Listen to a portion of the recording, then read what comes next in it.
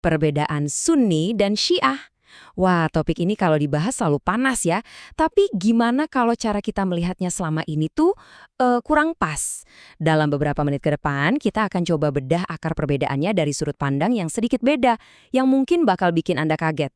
Jadi siap-siap ya, kita akan lihat sejarah ini dari lensa yang baru. Yuk kita mulai. Coba deh, kalau kita ngomongin Sunni Syiah, apa yang langsung kepikiran? Pasti soal perebutan kekuasaan politik setelah Nabi wafat kan? Siapa yang paling berhak jadi pemimpin? Nah, itu cerita yang paling sering kita dengar. Tapi, gimana kalau akar masalahnya sebenarnya bukan soal siapa yang berkuasa, melainkan soal bagaimana kita tahu apa yang benar dalam agama? Oke. Kita nggak bisa pungkiri kalau ada aspek politiknya. Isu suksesi kepemimpinan itu memang bagian dari cerita besar ini. Tapi, kalau kita anggap itu sebagai penyebab utama atau satu-satunya penyebab perpecahan, nah itu yang keliru. Kita pasti sering dengar narasi yang disederhanakan kayak gini. Sunni memilih pemimpin lewat kesepakatan sahabat, sementara Syiah percaya pemimpin itu harus dari keturunan Nabi. Ceritanya emang gampang dimengerti, tapi justru karena terlalu simpel, kita jadi kelewatan inti masalah yang jauh lebih dalam. Nah, disinilah titik krusialnya.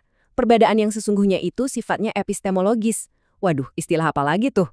Tenang, ini bukan soal siapa yang jadi pemimpin, tapi soal bagaimana kita tahu mana ajaran yang benar.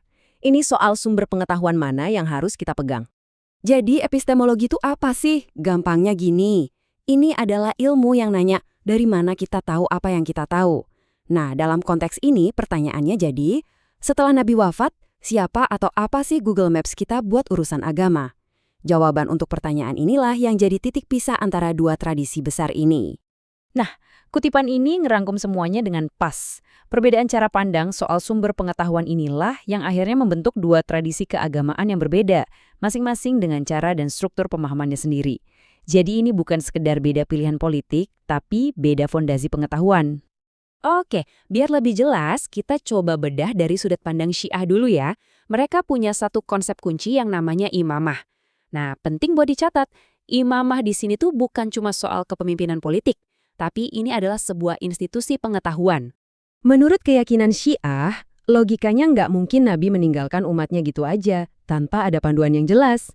Jadi, mereka percaya Nabi sudah menyiapkan sebuah institusi khusus untuk menjaga dan menafsirkan agama secara otoritatif.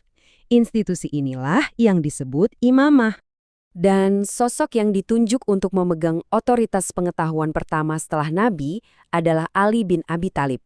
Bagi Syiah, ini adalah wasiat langsung dari Nabi. Makanya semua urusan agama setelah Nabi wafat harusnya dirujuk ke Ali. Dari keyakinan dasar ini, muncul serangkaian konsekuensi logis, ibarat efek domino gitu.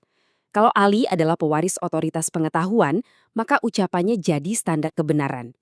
Implikasinya apa? Interpretasinya harus dijamin benar, yang kemudian melahirkan konsep maksum atau terjaga dari kesalahan, dan puncaknya, umat jadi wajib untuk loyal kepadanya. Ini yang disebut tawali, dan berlepas diri dari musuh-musuhnya atau tabarok. Kalau kita lihat dari luar, sikap para pengikut Ali ini mungkin kelihatannya seperti kultus individu ya.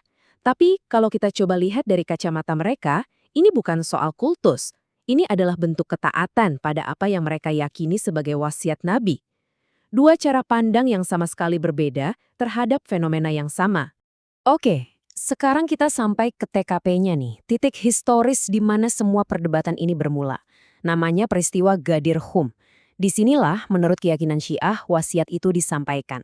Dan percaya atau enggak, seluruh bangunan perbedaan teologis yang sudah berlangsung ribuan tahun ini ternyata bisa ditarik akarnya ke interpretasi atas satu kata saja. Ini dia kalimat krusial yang diucapkan Nabi. Ali adalah maula bagi semua yang menganggap Rasul sebagai maulanya. Kata kuncinya, maula. Artinya apa? Nah, disinilah jalannya mulai bercabang dua. Ini dia inti masalahnya.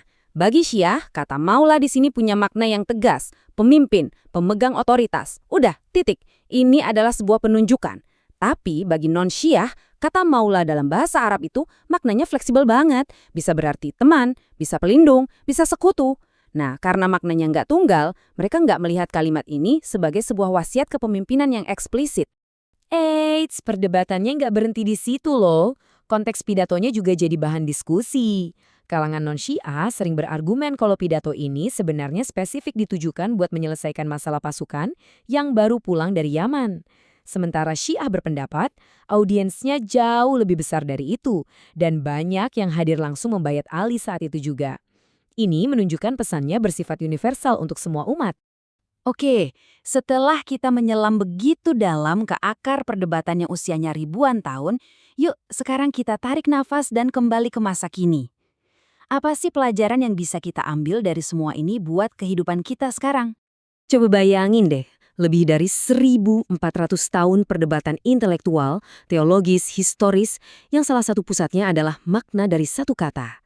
Ini nunjukin betapa dalamnya perbedaan ini, tapi di sisi lain, ini juga menunjukkan betapa kayanya tradisi intelektual yang lahir dari perdebatan itu.